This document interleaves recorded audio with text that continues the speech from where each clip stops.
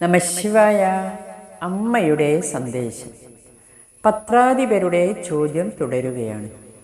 ചോദ്യം: എപ്പോൾ മുതൽക്കാണ് മറ്റുള്ളവരുടെ ദുഃഖം അമ്മയെ വേദനിപ്പിച്ചു തുടങ്ങിയത്? അമ്മ: ചെറിയ കുട്ടിയായിരുന്ന കാലം മുതൽ ചുറ്റിലുമുള്ള ജനങ്ങൾ അനുഭവിക്കുന്ന ദുഃഖവും ദുരിതവും കണ്ടാണ് അമ്മ വളർന്നത്.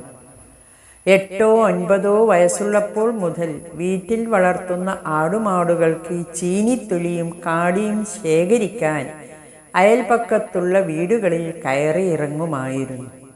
അത്തരം സന്ദർഭങ്ങളിൽ ആ ജനങ്ങളുടെ വേദനയും കഷ്ടപ്പാടും അമ്മ ഒരുപാട് നേരിൽ കണ്ടിട്ടുണ്ട്.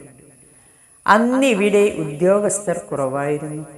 അന്നന്ന് ജോലി ചെയ്തു കിട്ടുന്നതുകൊണ്ട് ജീവിക്കുന്നവരായിരുന്നു അധികവും. ദാരിദ്ര്യം, പട്ടിണി, വാർദ്ധക്യം, രോഗം, അവഗണന ഇവയൊക്കെ കൊണ്ട് വലയുന്നവരെ കണ്ട് ഹൃദയം വല്ലാതെ നൊന്തിട്ടുണ്ട്. അവരെയൊക്കെ അമ്മ ആശ്വസിപ്പിക്കും. പ്രായമായവരെ കുളിപ്പിക്കും. അവരുടെ വസ്ത്രം അലക്കിക്കൊടുക്കും. വീട്ടിൽ കൊണ്ടുവന്ന് അവർക്ക് ആഹാരം വാരിക്കൊടുക്കും. ഇതൊക്കെ അന്നേ അമ്മയുടെ സ്വഭാവമായിരുന്നു. ചോദ്യം: അമ്മയ്ക്ക് ഏറ്റവും സന്തോഷം തോന്നുന്നത് എപ്പോഴാണ്? അമ്മ: അങ്ങനെ വരികയും പോവുകയും ചെയ്യുന്ന സന്തോഷമല്ല അമ്മയുടേത്. അതെപ്പോഴുമുള്ളതാണ്. ബന്ധുമിത്രാദികളുടെ മുൻപിൽ മാത്രമേ ഞാൻ ശ്വസിക്കൂ, ശത്രുക്കളുടെ മുൻപിൽ ഞാൻ ശ്വസിക്കില്ല എന്നാരെങ്കിലും പറയുമോ? ശ്വാസോച്ഛ്വാസം സ്വാഭാവികമായി എപ്പോഴും നടക്കുന്നതാണ്.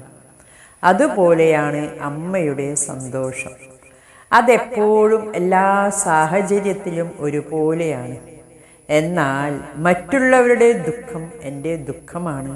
അവരുടെ സന്തോഷം എൻ്റെയും സന്തോഷമാണ്. ഒരു കണ്ണാടിയിൽ എന്ന പോലെ അവ എന്നിൽ പ്രതിഫലിക്കും. എന്നാൽ അതിന് രണ്ടിനും അതീതമായ ഒരു ഭാവവുമുണ്ട്. ദുഃഖത്തിനും സന്തോഷത്തിനും അതീതമായി പോയാൽ മാത്രമേ എല്ലാറ്റിനെയും ഒന്നായി കണ്ടു സ്നേഹിക്കാനും സേവിക്കാനും കഴിയൂ. മനസ്സിനെ ആകാശം പോലെയാക്കിയാലേ എല്ലാറ്റിനെയും ഒരുപോലെ ഉൾക്കൊള്ളാൻ കഴിയും. ഹരി ഓം. നമഃശിവായ.